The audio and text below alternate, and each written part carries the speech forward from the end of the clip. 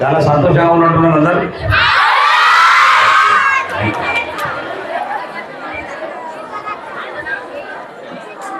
Common diet programme రాష్ట్ర వ్యాప్తంగా ఈరోజు అన్ని రెసిడెన్షియల్ పాఠశాలలో, సాంఘిక సంక్షేమ హాస్టళ్లలో మీరందరూ మాట్లాడకుండా నేను మాట్లాడతాను. మీరు మాట్లాడితే నేను కూర్చుంటా. సైలెంట్ ఉండాలి. ఓకే, గట్టిగా సపోర్ట్ కొడితే సైలెంట్ అయిపోతారు.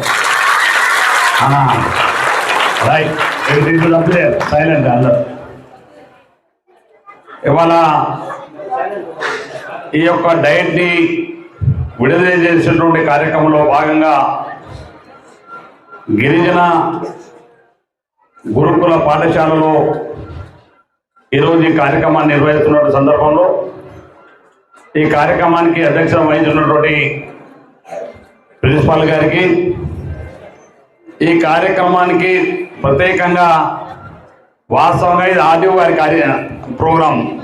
ఈరోజు నాకు ఈ హాస్టల్లో నా ప్రోగ్రాం లేదు, కానీ మీ మీద ఉన్నటువంటి ప్రేమతోటి, ఈ హాస్టల్లో నాకు ఉన్నటువంటి అనుబంధంతో ఖచ్చితంగా ఇది రావాలని చెప్పేసి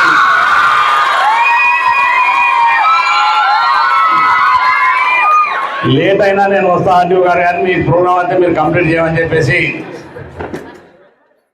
ఇవాళ ఆర్డీఓ గారు ఈ కార్యక్రమంలో పాల్గొంటున్న సందర్భంలో ఆర్డీఓ రమణారెడ్డి గారికి, అదేవిధంగా వేదిక పరిణించినటువంటి ఇతర మిత్రులకు, విద్యార్థుల యొక్క పేరెంట్స్ అయిన తల్లిదండ్రులందరికీ, అదేవిధంగా ఈ పాఠశాల అధ్యాపక బృందానికి, మా పత్రికా మిత్ర సోదరు ఉదయం నుంచి న్యాయపడిన వాళ్ళందరికీ కూడా పేరు పేరున నా హృదయపూర్వమైనటువంటి నమస్కారం.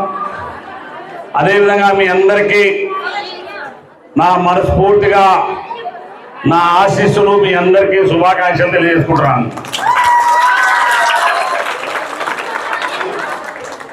నిజంగా ఈ ప్రాంతానికి వచ్చినప్పుడు ఉండనా బేట ఇది మాట్లాడతాను. ఈ ప్రాంతానికి వచ్చినప్పుడు ఒక 15-20 సంవత్సరాల వెనక్కి పోతే, ఆ రోజు నేను ఈ ప్రాంతంలో ఉన్నప్పుడు, ఆ రోజు 2009లో ఎమ్మెల్యేగా ఉన్నప్పుడు ఈ ప్రాంతంలో రావడానికి అన్ని చెట్లు కొంపలు భయపడేటువంటి ప్రాంతం. ఆ రోజు నేను శాసనసభ్యులు కాకముందు అంతకుముందు ఈ ప్రాంతంలో అన్ని పట్టాలు ఇచ్చున్నారు. దాదాపు 10,000 మంది రైతులు పట్టా ఇచ్చున్నారు. ఆ రోజు ఈ స్థలాలన్నీ వెనక్కి తీసుకోవాలంటే ముందు ధైర్యం కావాలి. ఎందుకంటే మేము అందరూ ఓట్లకు భయపడాలి కాబట్టి ఆ ఓట్ల కోసమైనా భయపడాలి వాళ్ళకి. కానీ ఆ రోజు ఉన్నటువంటి అధికారులందరూ పిలిపించుకొని ఈ ప్రాంతంలో తప్పితే ఇక మనకు ప్రభుత్వ స్థలం ఎక్కడ లేదన్నటువంటి విషయాన్ని చర్చించిన తర్వాత మరి అనేకమైనటువంటి ఒత్తిడి వచ్చినప్పటికీ ఈ ప్రాంతంలో ఒక విద్యాలయ హబ్బుగా తయారు చేయాలని ఆ 10,000 పట్టాలను రద్దు చేసి ఇక్కడ ఉన్నటువంటి మోడల్ స్కూల్ కావచ్చు, కస్తూర్బా కావచ్చు, ఆ స్టేడియం కావచ్చు, ఇవాళ ఉన్నటువంటి ఈ గురుకుల కావచ్చు, ఇవన్నీ కూడా ఆ రోజు నిర్మాణం చేపట్టే ఈ ప్రాంతంలో విద్యాలయాలన్నీ కూడా వెలిసినాయని చెప్పి మీకు ఈ సందర్భంగా మనం చేస్తా ఉన్నాం. దాంతో అనేక మంది నుంచి ఒత్తిడిలు వచ్చినా, తిట్లు వచ్చినా అన్నీ కూడా ధైర్యంగా, అంటే బాలనాయకంటే కూడా ధైర్యంగా ఉండడం ఒక పేరు ఉంది కదా, ఆ ధైర్యం తగ్గట్టే ఉన్నా. అసలు ఓట్లకి ఇట్లా భయపడేది లేదు. అభిమానం ఉంటే ఓట్లు వేస్తారు, అభిమానం లేకపోతే ఓట్లు వేయరు, అంతే. ఓట్లకి ఎంత దీని బేసిక్గా లెక్కలు ఏముండవు.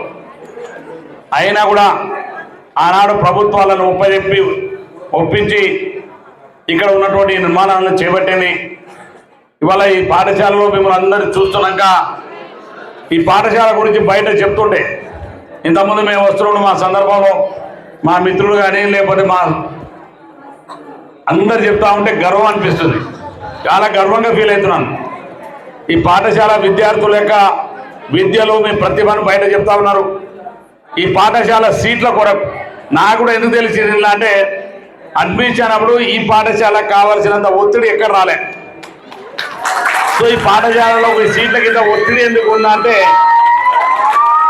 ఈ పాఠశాల ఇవాళ రాష్ట్రంలో ఉన్నటువంటి రెసిడెన్షియల్ పాఠశాలలో నెంబర్ 1 పాఠశాల ఉంది కాబట్టి ఇక్కడ ఈ యొక్క పాఠశాల గురించి చర్చించిన సందర్భంలో తెలిసింది.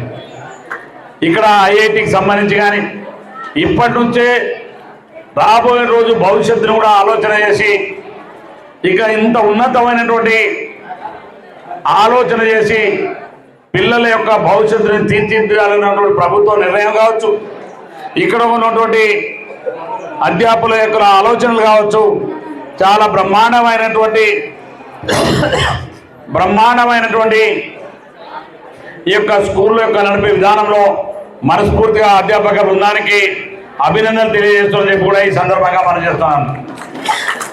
అదేవిధంగా మా పిల్లల యొక్క తల్లిదండ్రులు కూడా మనస్ఫూర్తిగా మిమ్మల్ని అభినందిస్తా ఉన్నాను.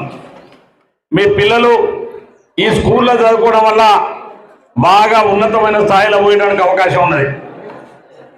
నేను ఒకనాడు ఇక్కడ ఉన్నటువంటి పాఠశాల నాకు ఒక విషయాన్ని మనసులో కూడా పెట్టుకుంటే దాన్ని ఏ విధంగా మనం తెచ్చుకునేంత వరకు నా శక్తియుక్తులన్నీ కూడా పోరాడతాను. మాకు ఆనాడు ఇక్కడ పాఠశాల గిరిజన గురుకుల పాఠశాల ఇక్కడ శాంక్షన్ అయితే దాన్ని ఆప్లికి పెట్టి దామరచర్ల తీసుకోపోయినారు ఆ పాఠశాలను. ఆ రోజు అనుకున్నా నేను, అప్పుడు నేను ఎమ్మెల్యే కాను, జడ్పీటీసీ మెంబర్గానే ఉన్నా. ఆ రోజు అనుకున్నా నేను ఇక్కడ తప్పకుండా ఒక గిరిజన గురుకుల పాఠశాలను తేవాలని, ఖచ్చితంగా మా ఆడబిడ్డలకు ఇక్కడ ఒక ఉన్నతమైన విద్యను అందించాలని చెప్పి ఆ రోజు అనుకున్నా. 2009లో ఆ రోజు 2013, 14 అనుకున్న, బహుశా 13లో 13లో కిరణ్ కుమార్ రెడ్డి గారిని ముఖ్యమంత్రిని తెలంగాణ ఉద్యమంలో ఇక్కడ ఆంధ్ర ముఖ్యమంత్రిని తెచ్చే ధైర్యం ఒకటి సరిపోలే. రాష్ట్రంలో ఎవరైనా మీటింగ్ పెడతా అంటే ఎవరు ముందుకు రావట్లే. చాలా మంది ఎమ్మెల్యేలు భయపడిపోయారు, ఎందుకంటే జనమంతా వ్యతిరేకమవుతారు, తెలంగాణ ఉద్యమం వృత్తి ఉంటుంది. అప్పుడు నన్ను ముఖ్యమంత్రి గారు అప్పుడు పిలిచి అడిగిండు, బాలుని దగ్గర మీటింగ్ పెడతా, నువ్వు పెడతావా అని. నేను అన్నా, నేను పెడతా, నేను దేనికి భయపడను, కానీ నాకు 2-3 హామీలు ఇస్తా అంటే పడతా, లేకపోతే పెట్టను అన్న. ఏంటిది అన్నాడు. ఒకటి, నాకు ఇక్కడ revenue division office, RTO office కావాలా. ఇక్కడ నుంచి మా దేవరకొండ నుంచి దిండి నుంచి మేడపోవాలే నాకు 70, 180, 150 కిలోమీటర్లు ఆర్టీఓ గారి సంతకం కోసం పోల్చే పరిస్థితి మనకు. ఒకటి, నాకు అప్పుడు రెవెన్యూ డివిజన్ అంటే చాలా రాష్ట్రంలో 1-2 అయ్యడం కష్టంలో కూడుకున్న పని. తర్వాత నాకు ఒక residential tribal welfare residential school కావాలా. తర్వాత ఇంకొకటి, నాకు ఎలక్ట్రిసిటీ డివిజన్ కావాలా. ఇవి ఇస్తా అంటే నేను మీటింగ్ పెడతా, ఎంత కష్టమైనా నేను ఇబ్బంది పడి పెడతా అంటే, నువ్వు ఏది అడుగుతావు అన్ని ఇస్తా, నువ్వు సభావేశం తెలంగాణలో పెట్టడానికి ఎవరు ముందుకు రావట్లేదంటే అప్పుడు నేను ధైర్యం చేసి కొండమల్లేపల్లిలో మీటింగ్ పెట్టి ఇక్కడ ఉన్నటువంటి రెసిడెన్షియల్ పాఠశాల కానీ, ఆర్టీఓ ఆఫీస్ కానీ, కరెంటు డివిజన్ ఆఫీస్ కానీ ఇవన్నీ కూడా తీసుకొని రాగలిగినాం. అందుకే ఇవాళ ఈ పాఠశాలను చూసినప్పుడల్లా, ఇలా చదువుకున్న పిల్లలను చూసినప్పుడల్లా, నా ఆడబిడ్డలు బాగా చదువుకుంటున్నా చెప్పినప్పుడల్లా ఎంతో గర్వంగా ఫీల్ అవుతుంటా. అదేవిధంగా మళ్ళొక్కసారి చెప్తున్నాం, ఏదైతే ఈ ప్రాంతం నుంచి మళ్ళొక్క సమస్య ఉంది మనకు, ఏదైతే మన ఎవడన్నా బండి కొంటే ఈ బండి రిజిస్ట్రేషన్ చేసుకోవాలంటే మళ్ళీ మీరు ఎవడ పోవాలా. చాలా మంది మిత్రులు కానీ చదువు క్లాసులు కానీ చాలా మంది అడుగుతున్నాను, అన్న మేము బండి కొనుక్కుంటే 80 కిలోమీటర్లు పోయి రిజిస్ట్రేషన్ చేయించుకోవాలి. ఒక రైతు ట్రాక్టర్ కొనుక్కుంటే ఒక లైసెన్స్ పోవాలంటే మీరు కూడా పోల్చుకోండి పరిస్థితి పడేది. ఇవాళ చెప్తున్నా, ఖచ్చితంగా ఎంబీఐ ఆఫీస్ ఈ దేవరకొండ ప్రాంతంలో మీకు ఆర్టీఓ ఆఫీస్, ఎంబీఐ ఆఫీస్ని తీసుకొచ్చి మీ వెహికల్ ఉన్నటువంటి ఎవరికి కూడా ఇబ్బంది లేకుండా ఏర్పాటు చేసేటువంటి కార్యక్రమాన్ని త్వరలో పూర్తి చేయబోతున్నాం. అంటే ఇవన్నీ కూడా మన ప్రాంతానికి రావాల్సింది, మన ప్రాంతానికి కావాల్సినటువంటి సాధించుకున్న తప్పకుండా మనం అందరం కూడా ఒక పట్టుదలతో ముందుకెళ్ళేటువంటి విషయం ఉందని చెప్పి ఈ సందర్భంగా మనం చేస్తూ, ఇవాళ మీకు అందరికీ నాకు తెలిసి భారతదేశ చరిత్రలో ఇప్పటివరకు భారతదేశం మొత్తంలో మనకి 29 రాష్ట్రాలు, 30 రాష్ట్రాలు, 29 రాష్ట్రాలు, 29 రాష్ట్రాలలో ఈ కాస్మోటిక్ కానీ డైట్ ఛార్జీలు కానీ గత 16 సంవత్సరాలుగా 10 సంవత్సరాలుగా కనీసం పిల్లల మినిమం ఛార్జీలు పెంచనటువంటి ప్రభుత్వాలు కనీసం పెరుగుతున్న ధరలకు అనుగుణంగా ఇవాళ ఒక మంచు నూనె కిలో తీసుకుంటే ఆ రోజు 50 రూపాయలు అంటే ఈరోజు 150 రూపాయలని, లేకపోతే ఆ రోజు అమ్మాయికి ఒక సబ్బు కావాలంటే ఒక సబ్బు ఆ రోజు 20 రూపాయలు అంటే ఈరోజు 50 రూపాయలని. అందుకనే ఎవరు కూడా ఈ కాస్మోటిక్ ఛార్జెస్ కానీ ఈ డైట్ ఛార్జీలు కానీ ఈ 10 సంవత్సరాలు 16 సంవత్సరాలు ఎవరు కూడా ఇది యొక్క పెంచేటువంటి ఆలోచన చేయలే. కానీ మన ముఖ్యమంత్రి గారు మీరు కాకపోయినా మీ అమ్మ నాయనలు మీ తల్లిదండ్రులు మీరందరూ కూడా మీ అన్నదమ్ములందరూ కూడా అభిమానించి గౌరవించి ఇవాళ గెలిపించినటువంటి రేవంత్ రెడ్డి గారు ఇలా ఈ రాష్ట్ర ముఖ్యమంత్రిగా మీ అందరికీ పాపయితము చదివింది ఏ క్లాస్కి ఎంత డైట్ ఛార్జీలు పెరిగినాయో. ఇవాళ డైట్ ఛార్జీలు మరి మెస్ ఛార్జీలు అయితే 40% పెంచినాం, కాస్మోటిక్ ఛార్జెస్ అయితే 200% పెంచి ఏకైక ప్రభుత్వం ఇవాళ రేవంత్ రెడ్డి గారి ప్రభుత్వం.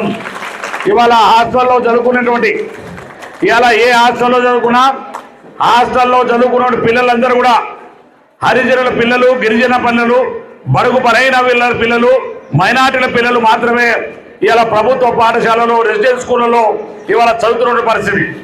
కానీ ఈ పాఠశాలలో చదువుకున్నటువంటి పిల్లలకు నాణ్యమైనటువంటి విద్యను అందించాలని, అదేవిధంగా పౌష్టికమైనటువంటి ఆహారాన్ని అందించాలనేది గొప్ప ఆలోచనతోటి ఎవరు చేయని విధంగా ఇలా రేవంత్ రెడ్డి గారు మన పిల్లలకు అందరికీ ఈ హాస్టల్లో మెస్ ఛార్జీలు అదేవిధంగా కాస్మోటిక్ ఛార్జీలు పెంచి మన యొక్క ధైర్యాన్ని మన గౌరవాన్ని మన అందరినీ పెంచినందుకు ముఖ్యమంత్రి గారికి మరొక్కసారి మీ తరఫున నా తరఫున అందరి తరఫున ప్రత్యేకమైనటువంటి కృతజ్ఞతలు తెలియజేస్తున్నాను. మీ తల్లిదండ్రులకు గర్వంగా చెప్పండి, నిన్నటి వరకు నీకు 50 గ్రాములు చికెన్ పెట్టని అనుకున్న పోయినది ఇప్పటి వరకు యాజ్ అండ్ టుడే వరకు ఈ పెంచిన ఛార్జీల వల్ల నీకు ఇవాళ 120 గ్రాములు చికెన్ పెట్టాలా. నీకు పాలు ఒక గ్లాస్ పెట్టింది అనుకోని ఇప్పటి వరకు రేపటి నుంచి మీకు ఉన్నటువంటి డైట్ ఛార్జీల ప్రకారం మీకు 2 గ్లాసులు ఛార్జీలు పెట్టే విధంగా ఉండాలి. అంటే ప్రతి దానికి పెంచిన మీ మెనూ చూసిన తర్వాత నేను నా పిల్లలను చదివించినాను. మా ఆవిడ వంటలు కూడా చాలా బ్రహ్మాండంగా చేస్తాయి. కానీ నా 3 పిల్లలు కూడా నేను ఇంత పెద్ద డైట్ ఛార్జీ పెట్టలే. ఎప్పుడు ఇంత డైట్ నా పిల్లలు కూడా నేను ఎప్పుడు తినిపేలే. ఇవాళ మీ డైట్ చూసిన తర్వాత ఒక బ్రహ్మాండమైనటువంటి ఒక పద్ధతి ప్రకారం ఉదయం బ్రేక్ఫాస్ట్లో కానీ ఈవినింగ్ మీకు ఇచ్చిన స్నాక్స్ కానీ అదేవిధంగా మీకు ఇచ్చేటువంటి ఫ్రూట్స్ కానీ మీకు పెట్టేటువంటి పౌష్టికమైన ఆహారం ఏదైతుందో దానికి వయసులో పిల్లల ఎదుగుదలకు చాలా అవసరం. కాబట్టి ముఖ్యమంత్రి గారు గొప్ప ఆలోచన చేసి ఇవాళ ముఖ్యమంత్రి గారి ఇంట్లో ముఖ్యమంత్రి గారి మనవడు ఏవైతే ఇన్ని తినలేదు అనుకుంటా నేను, కానీ మనం తినగలుగుతున్నాం. ఇలా కాంగ్రెస్ పార్టీ ప్రభుత్వం తరఫున కాంగ్రెస్ పార్టీ ప్రభుత్వం రేవంత్ రెడ్డి గారు ముఖ్యమంత్రి గారు ఉంటున్నా మా పిల్లలు తినగలుగుతారు. అందుకే మేము ఇలా గర్వపడుతున్నాం, సంతోషంగా ముఖ్యమంత్రి గారికి ధన్యవాదాలు తెలుస్తున్నాం. కానీ మిగతా చాలామంది వివిధ హాస్టల్లో లేకపోతే కొంతమంది కావాలని ఒక రాజకీయ కుట్ర కోణంతో వాస్తవంగా చిన్నప్పుడు మేము చదివేటువంటి చదువులో కానీ మేము తిన్నటువంటి హాస్టల్లో భోజనం నాతో పాటు చాలామంది ఈ హాస్టల్లో చదువుకునే మిత్రులు లేరు. కానీ మీరు అడగండి ఆ రోజు మేము తిన్నటువంటి ఫుడ్ కానీ ఇవాళ ఈ రాష్ట్రంలో కొంతమంది కేవలం రేవంత్ రెడ్డి గారిని ఏ రకమైన ప్రజలలో బదనాం చేయాలని, ఏ రకమైన మంచి పనులు చేయాలని, చెడ్డ పేరు ఒక మచ్చేయాలని ఒక కుట్రపూరితమైన ఆలోచనతోటి ఇవాళ రేవంత్ రెడ్డిని ఒక టార్గెట్ చేసుకొని ఈ హాస్టళ్ల పైన ఒకే విధంగా లేదా ఇంకో రకమైన ఆలోచనతో ఇలా ముఖ్యమంత్రి గారిని బదనాం చేయాలని దుర్మార్గమైనటువంటి కుట్రపూరితమైన ఆలోచన చేస్తున్నాం.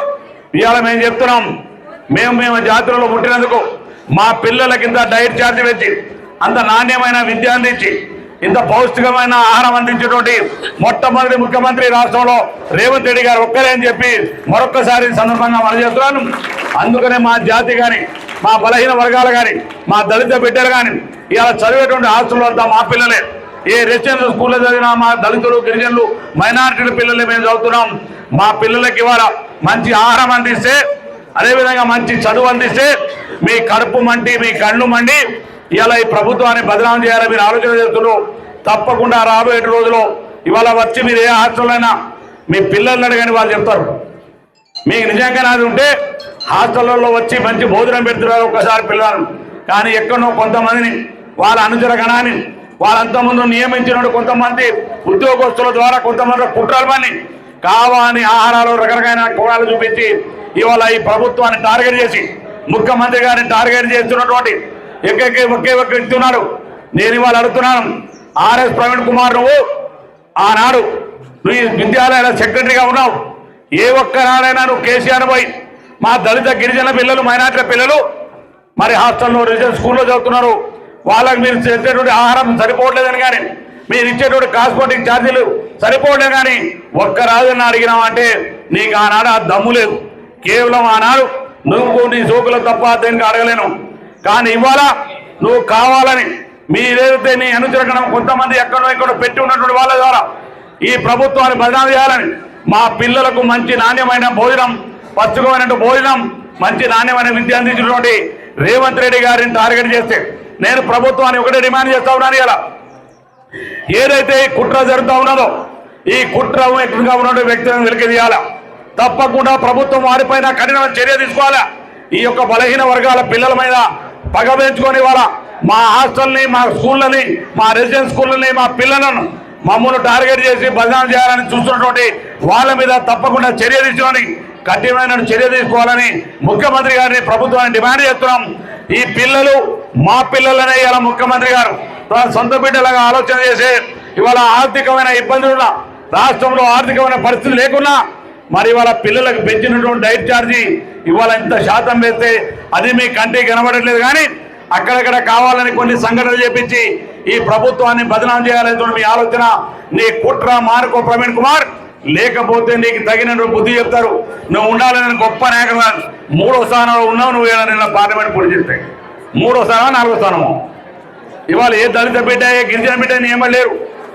నువ్వు మోసం చేసి నీకు తెలిసిపోవాలి. అందుకనే ఇవాళ ఈ ప్రభుత్వానికి అండంగా ఉండాలి.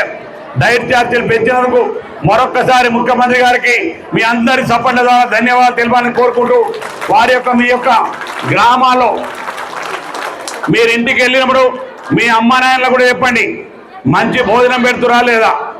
పెట్టడంతో పాటు ఒకవేళ మా అక్క చెల్లెలు మీరు ఈరోజు వచ్చిండు, ఈరోజు నేను వస్తున్నా కాబట్టి మంచి భోజనం పెట్టవచ్చు, మంచి ఏర్పాటు చేయవచ్చు కాక, కానీ మీరు ఎప్పుడైనా మీరు వచ్చినట్టు సందర్భంలో ఈ మధ్యకాలంలో ఒక 15 రోజులకు నెల రోజులకు తర్వాత రండి. ఇప్పుడున్న దానికంటే ఇంకా మంచి భోజనం పెట్టేటువంటి ప్రయత్నం చేస్తారు.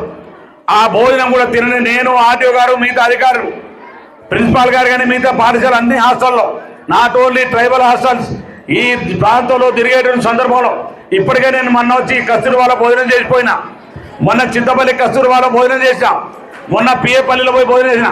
ఈ రాష్ట్రంలో ఈ ప్రభుత్వం ఇంతకుముందు ప్రకటించే ముందే నేను ఈ ప్రాంతంలో అన్ని హాస్టల్లో భోజనం చేసుకుంటూ తిరుగుతా ఉన్నా. ఇప్పుడు కూడా చెప్తున్నాం, ఎప్పటికప్పుడు ఇక్కడున్న అధికారులు అందరూ కూడా ఎవరికి అవకాశం ఉంటే వాళ్ళు అన్ని హాస్టల్లో విజిట్ చేస్తూ ఉండాలి. మనం కూడా పిల్లలను సంరక్షణ చేయవలసిన బాధ్యత మన పైన ఉంది. అందుకని అధికారులను కూడా అదే ఆదేశిస్తున్నాం. ఆర్టీఓ గారు మీద అధికారులు అందరూ కోఆర్డినేట్ చేసుకొని ఎప్పటికప్పుడు వారంలో ఒకసారి 10 రోజులకు ఒకసారి ప్రతి ఒక్కరు హాస్టల్ ఏదో ఒక హాస్టల్ ఆర్టీఓ గారు పోతారు, ఒకసారి తహసీల్దార్ పోతారు, ఒక దగ్గర ఎంపీడీ పోతారు, ఎమ్మెల్యే గారు పోతారు. ఎక్కడ పోయినా హాస్టల్లో విజిట్ చేయవలసినటువంటి అవసరం ఉందని చేసి ఈ సందర్భంగా మనం చేస్తున్నాం. మరి ప్రిన్సిపాల్ గారిని నేను రిక్వెస్ట్ చేస్తా ఉన్నాను, ఈ పాఠశాలకి రాష్ట్రంలో నెంబర్ 1 స్థానంలో వచ్చినందుకు మిమ్మల్ని అందరూ కూడా ఈ పాఠశాలలో పనిచేసే ప్రతి ఒక్క అధ్యాపక బృందానికి మనస్ఫూర్తిగా అభినందిస్తున్నాం. ఇంకా మా పిల్లల యొక్క భవిష్యత్తుని వాళ్ళకు ఉన్నత విద్యను అందించాలని మరొక్కసారి మీ అందరూ కూడా కోరుకుంటూ మరి అదేవిధంగా పెట్టేటువంటి భోజనం మెనూ ప్రకారం ఖచ్చితంగా పాటించండి. అదేవిధంగా పిల్లలకు వాళ్ళు మీ కాంట్రాక్టర్స్ మీ కూరగాయలు తెచ్చడైనా కానీ పాలు తెచ్చడైనా కానీ లేకపోతే గుడ్డు తెచ్చినా మటన్ చికెన్లు తెచ్చినా తెచ్చేటువంటి కాంట్రాక్టరు క్వాలిటీగా తెస్తున్నా లేదా అది జాగ్రత్తగా చూసుకోవాలని చెప్పి మరి మీకు మీ వైస్ ప్రిన్సిపాల్ ఎవరైతే వార్డెన్గా ఉన్నారో వారందరూ కూడా ఎప్పటికప్పుడు చూసుకోవాలని చెప్పి మరొకసారి మీకు ఈ సందర్భంగా మనం చేస్తూ ఇవాళ సాయంత్రానికి ఇప్పటికే చాలా ఆలస్యమైంది. మరి కార్యక్రమంలో మంచి ఏర్పాటు చేసినటువంటి ఇవాళ మీతో కలిసి మా ఆర్టీఓ గారు మంచి భోజనం చేసిండు, చాలా బ్రహ్మాండంగా భోజనం ఉందని చెప్తున్నారు. కాబట్టి మీరందరూ కూడా మరొక్కసారి బాగా ఉన్నత చదువుకోవాలని మీకు ఉన్నత పదవుల్లో రావాలని కోరుకుంటూ సెలవు తీసుకుంటాను. श्यापा चौधरी करा शेर माते आवते ना ओके आज आपण माते कोता होते वाला ते कोई काज मन एकले कळत केरी आते आहे नी बनिगे हां आगे दे तमें सेन दळ्या दापान आचो गारसे गारे कोणी ओके కదా ನೀರತ್ತು ತಮ್ಮ ಮನ್ನಿ ಕೊಟ್ಟುತ್ತಾಂ ಕಾಯಕರು ತಮ್ಮ ಗಜಾ ಮಾರಿ ಅಡಿ ವಾಪರ್ ಮಾರ ನಂಬರ್ ಅದ ಸೇಟ್ ಇರುತ್ತೆ ನಾನು ಫೋನ್ ಕರೆಕ್ಟ್ ಬರಗೆ दड़े हाथ सदवा तो केरसगे वेरी गुड तम हाथ सवनो छोत्रा दी आवण तमार भाई दी तमार भाई के तमार बियार जाप अवकाश तमने एक परस छोत्रा చేయాలి కాదు నుంచి అవకాశం छोत्रीने దీర్ఘాలు బాగా కష్టపడ సవను ఓకే రైట్ కదా థాంక్యూ